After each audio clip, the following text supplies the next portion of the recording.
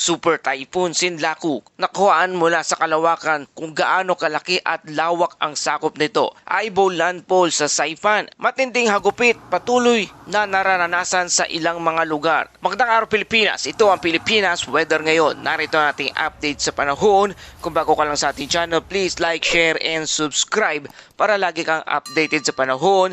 Salamat sa inyong suporta. Mga kababayan, ngayong araw ng Miyerkules, April 15, 2026 na po tayo. Narito na ating update sa panahon. Panoorin ang pambihirang kuha mula sa international space. Kitang-kita ang perpektong mata ng bagyo. Makikita ang napakalawak na spiral clouds, isang malinaw na indikasyon ng isang napakalakas at organisadong sistema.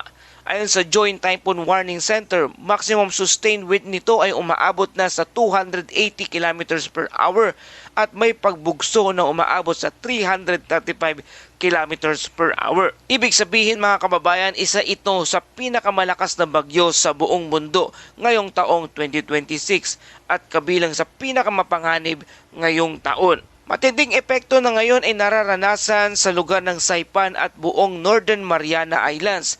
Kasalukuyang sitwasyon ay malalakas na hangin, tuloy-tuloy na malalakas na pag-ulan at mapanganib na storm surge. Ang eyewall ng bagyo ay papalapit na at inaasahang maglalandfall sa loob lamang ng ilang oras. Kahit bahagyang humina, umaabot pa rin sa 240 km per hour ang hangin. Ibig sabihin, mapaminsalang lakas pa rin ang taglay nito kaya magdudulot ng malawakang pinsala, pagkawasak ng mga bahay, power outage at pagbaha at landslide. Ngayon hanggang sa mga susunod na oras, patuloy ang paglala ng kondisyon. Ang peak impact nito habang dumadaan ang eyewall hanggang sa madaling araw. Mahigpit na paalala, sundin ang evacuation order, manatili sa matitibay na shelter at iwasan ang paglabas ng bahay. Ito ay life-threatening situation na po. Habang nararanasan ang matinding hagupit sa Mariana Island, magandang balita naman para sa ating bansa. Sa kabila ng lakas ng bagyong Sinlaku o Super Typhoon Sinlaku, hindi ito tatama sa ating bansa o dito sa Pilipinas at hindi ito papasok sa ating Philippine Area of Responsibility na nanatiling malayo sa bansa. Dahil ito sa High Pressure Area o HPA na nagsisilbing harang para umiwas ito sa ating Philippine Area of Responsibility.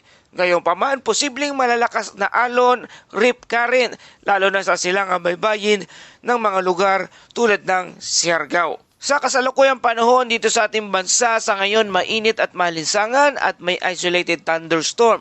Walang direktang epekto mula sa Super Typhoon Sinlaku. Mga kababayan, ang nakita nating footage mula sa kalawakan ay nagpapatunay na ganap na organisado ang isang super bagyo o Super Sinlaku. Napakalakas na core nito at isa itong textbook example ng super typhoon. Ngunit dahil sa atmospheric condition, nailayo ito sa ating bansang Pilipinas. Kaya para sa mga apektadong lugar, huwag lalabas habang may bagyo. Sumunod sa authorities at maghanda sa power interruption.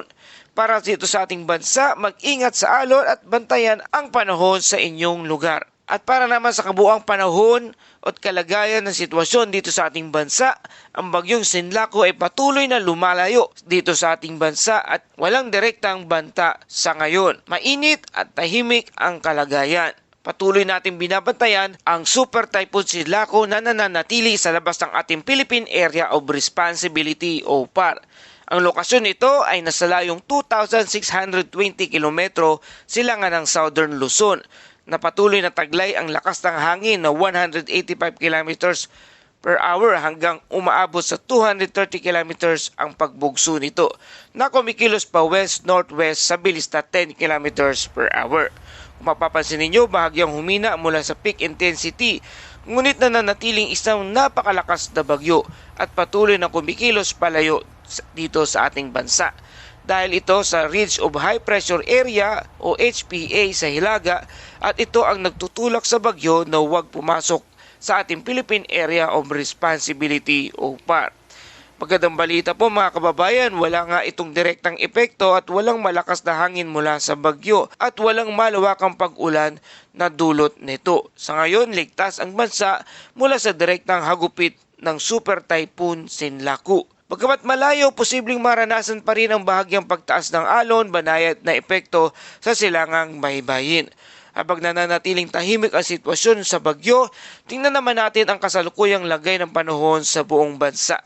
Sa ngayon, ang buong bansa ay naapektuhan ng localized thunderstorm at bahagyang epekto ng high pressure area o HPA. Mainit at malinsangan ang panahon na may isolated rain shower o thunderstorm. Sakop nito ang Metro Manila at ang buong bansa.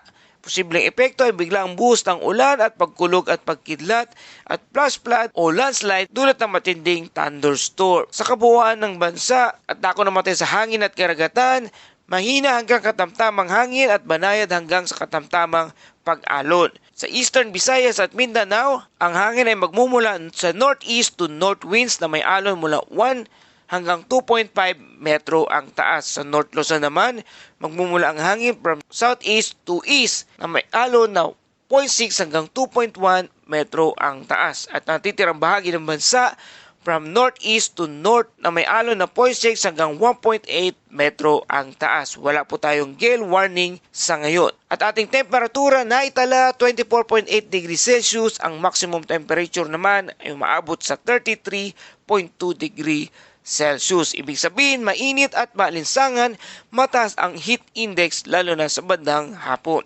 At ang araw ay sisikat mamayang alas 5:43 ng umaga at lulubog naman ito bandang alas 6 Gs ng hapon. Mga kababayan, sa kabuuan, tahimik man ang panahon, mahalaga pa rin ang pagiging handa at alerto. Uminom ng maraming tubig, iwasan ang matagal na pagbilad sa araw at magdala ng payong bilang pananggalang sa ulan at init. Mag-ingat sa thunderstorm at iwasan ang paglangoy kung maalon ang karagatan sa inyong lugar. Sa kabuuan nating ulat, ang HPA o high pressure area ang dominanteng panahon ngayon sa ating bansa. Ang bagyong Sinlaku ay nananatiling malayo at walang direktang epekto sa ating bansa. Mainit at stable ang kondisyon ng ating panahon. Patuloy pa rin ang monitoring ng bagyo dahil maaring magbago ang sitwasyon. Para sa ating Bible verse of the day mula sa Isaiah chapter 41 verse 10, huwag kang matakot sapagkat ako'y sumasayo. Huwag kang mangamba sapagkat ako ang inyong Diyos. Sa gitna ng mga balitang tungkol sa bagyo at init ng panahon, pinapaalala sa atin ng Diyos na huwag matakot. Siya ang nagbibigay ng lakas at kapayapaan sa bawat araw ng ating buhay. At yan ang ating kumpletong ulat panahon ngayong araw. Salamat sa inyong patuloy na pagtangkilik at pagtutok dito sa ating channel. Kung nagustuhan nyo ang balitang ito, please like, share, and subscribe para lagi kayong updated sa panahon. Salamat sa iyong suporta. Ito ang Pilipinas Weather ngayon na lagi nagpapaalala, magyanda, magiligtas, mag-alerto, ingat tayong lahat.